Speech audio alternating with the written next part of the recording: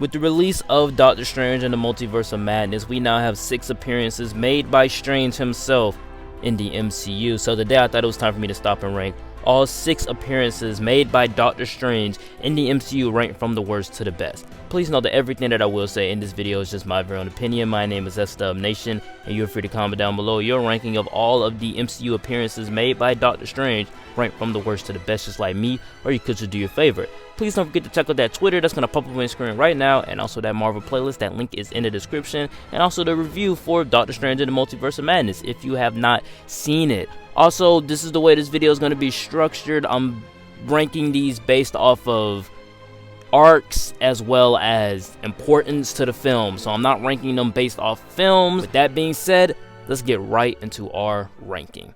Kicking off my list at number 6 for me has got to go to Avengers Endgame. It's in last place by default. I mean, the entire movie is for the core 6 Avengers to have somewhat of a swan song, even though most of them are still active in Phase 4, i.e. Hawkeye, Thor, Love and Thunder. Doctor Strange only appears in the final battle against Thanos, and while you may think he's going to be as OP and as big of help as he was in Infinity War, he's preoccupied for most of the fight holding back water from a dam when literally any other sorcerer on that battlefield could have done it. But he did signal Iron Man to sacrifice himself. He even opened up the portals to then ignite this entire epic final battle with bringing in everybody from Asgard, from the Ravagers to the Guardians, bringing everyone together through his portals, and he attended the funeral. So I give him some points for that. Kicking off my top 5 list for me has got to go to Ragnarok. I think his look in this movie is great. Honestly, if they take his look and costume from Multiverse of Madness and incorporate the orange gloves, it would be a perfect suit in my opinion. But his appearance in Ragnarok is simply a cameo. He's there to continue the storyline set up in his solo outings post-credit scene. I have him in 5 though because he is central and crucial to helping Thor and Loki find Odin. Without Doctor Strange's help, they would have never found Odin. Thus, the plot would have never progressed. Coming in at number 4 for me has got to go to Spider-Man No Way Home. To get the plot moving, Strange pretty spontaneously helps Peter Parker conduct a spell to have everyone forget that Peter Parker was Spider-Man.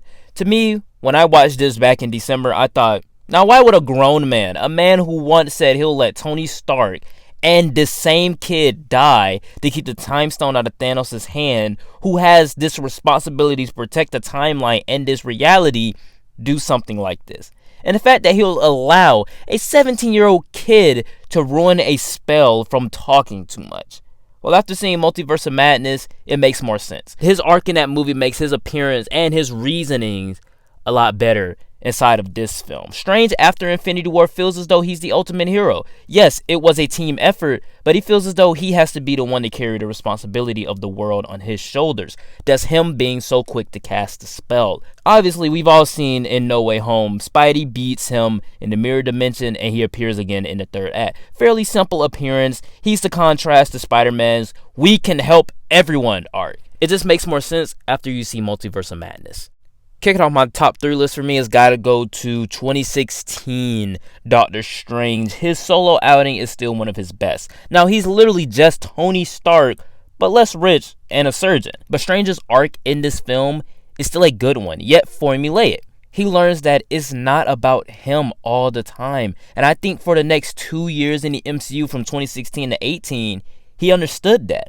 In this film, we also have a clear understanding of the type of character Strange is, starting off as a self-centered surgeon and ending up using his new gifts for more than just himself. I love the fact that that other guy who lost his legs, he now uses magic for himself.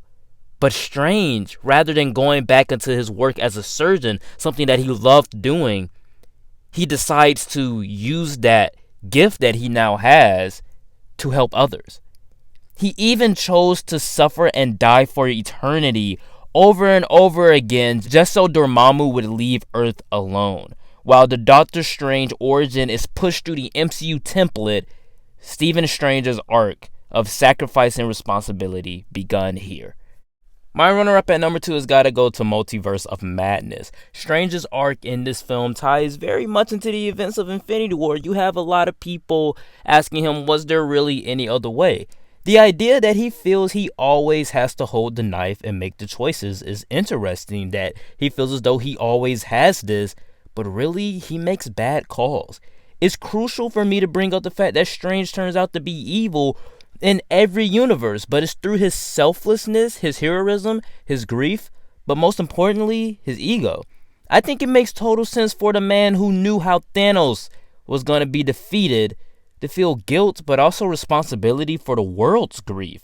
Another point shows that Strange is dangerous and cannot control himself when it comes to stopping at nothing to protect those who can't protect themselves. To the point he becomes arrogant, but learning in the end, he doesn't have to be the one to hold the knife. His arrogance blinds him from the solution that stands right in front of him. And even after Doctor Strange, Infinity War, Endgame, and No Way Home, he's still blinded by the fact that it's not about him, but being there for someone who needs it. That's an incredible arc for a solo outing.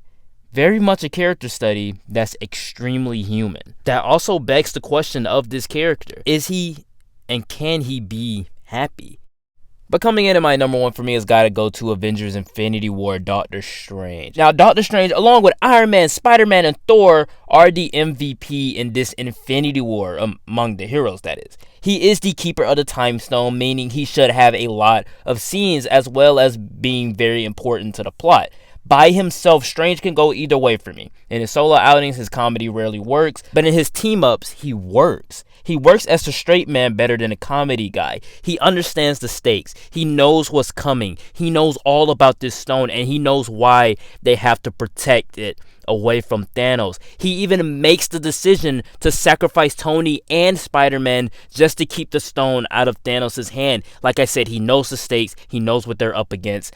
And I think that makes his character better. Like, come on now. We all know Strange in this movie is full Sorcerer Supreme mode, casting new spells and just freaking OP and cool. He's vital in the fight on Titan. His portals helped the team out a lot, and they were key to helping Cap in Endgame. But that only works because in this film, we see that Doctor Strange visited multiple timelines where they only won one possible outcome of the battle. Before everyone else, Doc Strange knew the outcome to Endgame. He even went toe-to-toe with Thanos, along with Cap and also Iron Man. To me, there's no competition. Doctor Strange is at his best in team-ups, playing the OP straight man. I also think that it's just so much fun seeing Doctor Strange and Tony Stark interact in this film. This is why his appearance in Infinity War has to come in at number 1. Alright guys, that was it for the ranking. Please note that everything that I did say in this video was just my very own opinion. My list was certainly not the right list, it was just my list. And you're free to comment down below your ranking of all 6 MCU Doctor Strange appearances, ranked from the worst to the best just like me, or you could just do your favorite. Please don't forget to check out that Twitter, that's going to pop up on your screen right now. And also that Marvel playlist, that link is in the description. And with that being said guys, like, comment, and subscribe. And I will see you all next time. Peace.